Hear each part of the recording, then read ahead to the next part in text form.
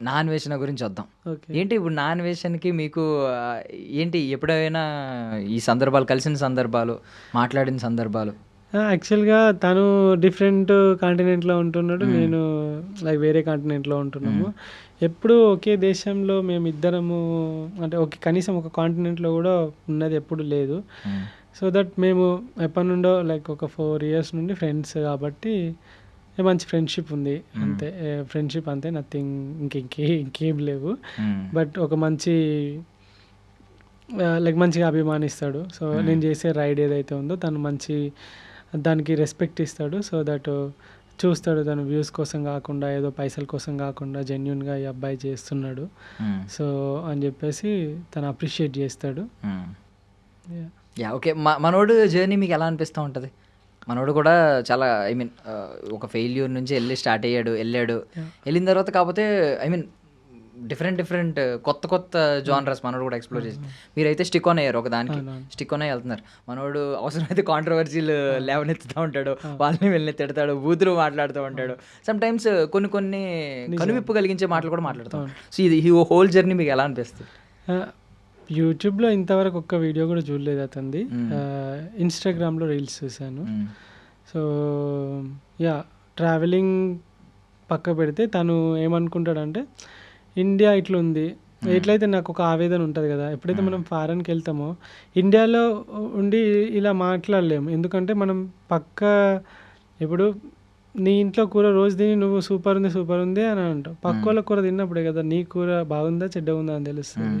So ఎప్పుడైతే ఈ 15 దేశాలు తిరిగినప్పుడే కదా నా దేశం కూడా ఇట్లా ఉంటే బాగుంటది అనే ఒక తపన, ఒక కంపారిజన్, ఒక కోపం, ఎందుకు ఇక్కడ ఈ వ్యవస్థ ఇట్లా ఎందుకుంది, ఇంత నెగ్లిజెన్స్ తోటి ఎందుకు జనాలు ఉన్నారు, ఎందుకు ఇట్లా రోడ్ల పొంటి తిరుగుతున్నారు, ఇంత లైక్ ఎందుకు వేరే కంట్రీలో ఎవడు కూడా రోడ్ల పొంటి ఊపర్ మీటింగ్లు వేసుకొని టైం పాస్ చేయట్లేదు, ప్రతి ఒక్కరు పార్ట్ టైం అనో అదో ఇదో అని, ఎందుకు వేరే కంట్రీలో డాడీ బండి కొని, అమ్మ బండి కొని, అమ్మ సెల్లు కొని, డాడీ సెల్లు కొని అని చెప్పేసి ఎందుకు అడుక్కుంటలేరు, ఎందుకు టార్చర్ పెడతలేరు, వాళ్ళు ఎందుకు సంపాదించుకుంటున్నారు, ఎందుకు నా యూత్ అంతా ఇట్లా చెడిపోతుంది, ఇట్లా అమ్మాయిలు ఎంబడి పడి, లేకుంటే యాసిడ్ అటాకులు చేసుకుంటా, ఖాళీగా గంజాయిలు తాగుకుంటా, లేకుంటే రేపులు చేసుకుంటా, ఇలా ఎందుకు వీళ్ళందరూ ఉంటున్నారు, ఈ యూత్ అంతా ఇంత బాగుంటుంది, ఎందుకు మన స్టూడెంట్స్ ఇక్కడ నుండి పోయి నానా కష్టాలు పడి అక్కడ చదువుకొని పైసలు సంపాదించి హ్యాపీగా సెటిల్ అవుతున్నారు, ఎందుకు పక్క దేశంలో ఏమున్నది, నీ దగ్గర ఏం లోపించింది, మన దేశంలో ఎంత ఉంటే ఎంత బాగుంటుంది అనే ఒక తపన ఏదైతే ఉన్నదో ఆ ఆవేదనతోటి మాట్లాడే వర్డ్సే కానీ ఏదో నా దేశం ఇట్లా అట్లా అని కాదు.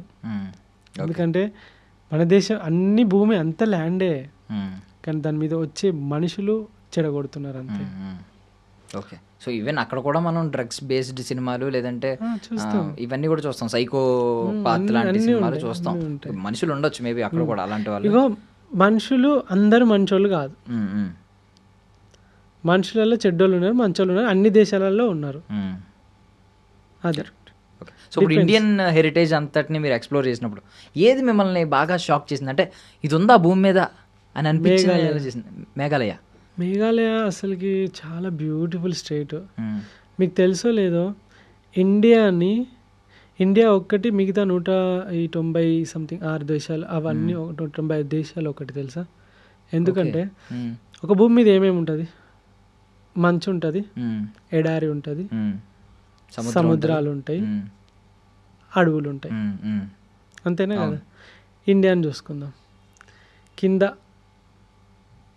Through the entire India border south మొత్తం బీచెస్, తర్వాత కర్ణాటక, మహారాష్ట్ర, ఒరిస్సా, జార్ఖండ్, మేఘాలయ, ఛత్తీస్గఢ్, తెలంగాణ, ఆంధ్రప్రదేశ్, అటు సైడ్ నార్త్ ఈస్ట్ స్టేట్స్ అన్నీ మంచి దట్టమైన అడవులు ఉన్నాయి. అడవులలో డిఫరెంట్ స్పీషీస్ ఉన్నాయి, బైసన్స్ ఉన్నాయి, టైగర్స్ ఉన్నాయి, బెంగాల్ టైగర్స్ ఉన్నాయి, అండ్ పులులు అన్నీ ఉన్నాయి, అన్ని రకాల జంతువులు ఉన్నాయి. ఓకేనా? పైనకి వెళ్తే మంచుతో కప్పబడిన ప్రదేశాలు, మనం లదాఖే చూసుకోవచ్చు, ఉత్తరాఖండే చూసుకోవచ్చు, హిమాచల్ ప్రదేశ్ చూసుకోవచ్చు, ఇటు నేపాల్ సైడ్ చూసుకోవచ్చు, ఇటు మన పైన సిక్కిం చూసుకోవచ్చు, అటు అరుణాచల్ ప్రదేశ్ చూసుకోవచ్చు. ఇవన్నీ ఏంటి, మంచుతో కప్పబడిన ప్రదేశాలు, మంచి స్నో క్యాప్డ్ మౌంటైన్స్ ఉన్నాయి మనకు. మన గుజరాత్ సైడ్ దగ్గర చూసుకుంటే రాజస్థాన్ మొత్తం ఎడారి చూసుకోవచ్చు మనం, మంచి డెజర్ట్, సూపర్. అదొక డిఫరెంట్ కైండ్ ఆఫ్, ఓకే ఇట్లా కూడా ఉంటుందా అనే థాట్లో అట్లా ఉంది.